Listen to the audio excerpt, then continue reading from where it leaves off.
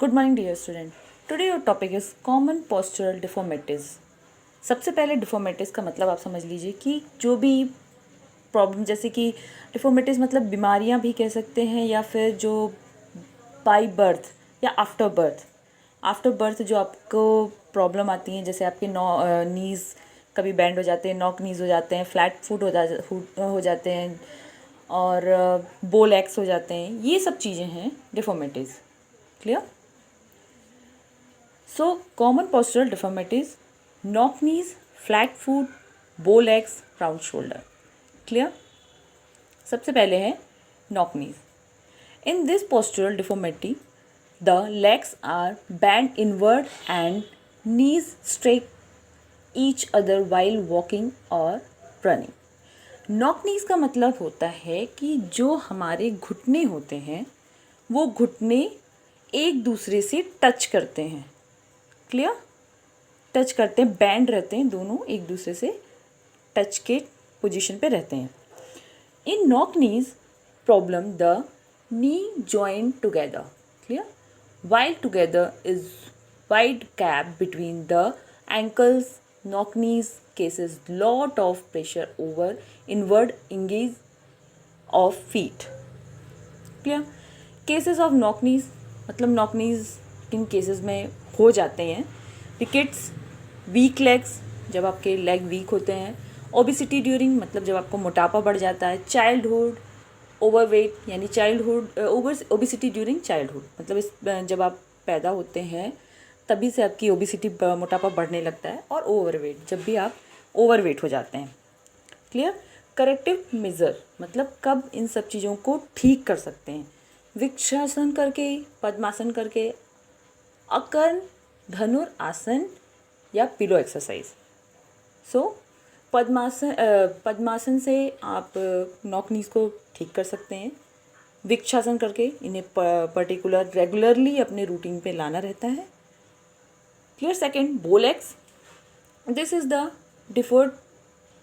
defect of legs in which legs bend outwards. बो legs का मतलब होता है कि जब हमारे घुटने के बीचों बीच बो एक धनुषाकार बनता है, बो के जैसे घुटनों का शेप आता है। The spine between knees wide up and legs take curve shape bow leg cases lot of pressure over the lateral engage of feet. Clear? Cases of बो legs, rickets, deficiency of vitamins की कमी की वजह से, vitamin D, calcium, इन सब चीज़ों की कमी की वजह से होता है। ओबिसिटी ड्यूरिंग चाइल्डहुड, ये भी जब मोटापा बचपन से ही हो जाता है। डिफॉल्टेड ऑफ फुटवेयर, कभी कभी फुटवेयर की वजह से भी हो जाता है। करेक्टिव मेजर, अर्धचक्रासन करने से ठीक होने लगता है। ये रेगुलरली अपने रूटीन में शामिल करना पड़ता है। ग्राउंड गरुण आसन, अर्ध मत्स्येंद्र आसन, walking inward. Clear?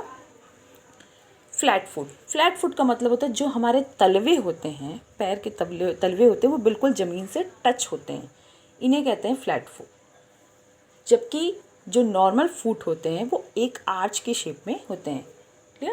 In flat foot, the arch of the foot claps in with the entire shape of the foot converting complete or mean complete control with the ground.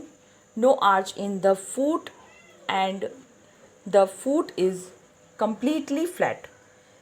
In this person completely print of their foot roll over the plan's surface. Cases of flat foot: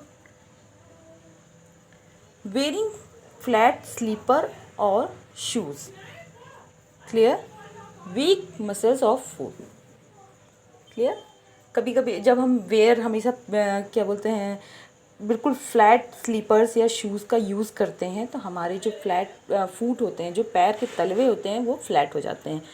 और कभी कभी ये भी आता है कि week muscles, हमारे जो मसल्स होते हैं वो वीक हो जाते हैं, इनकी वजह से भी फ्लैट फुट की डिफॉर्मिटीज़ होने लगती हैं। Okay, next, motor development in children.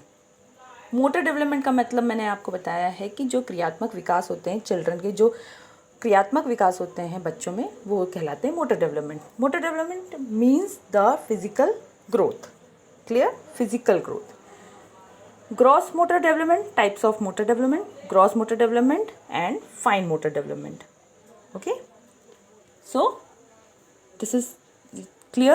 Motor development and common postural deformities: knock knees, flat foot, bow legs and round shoulder.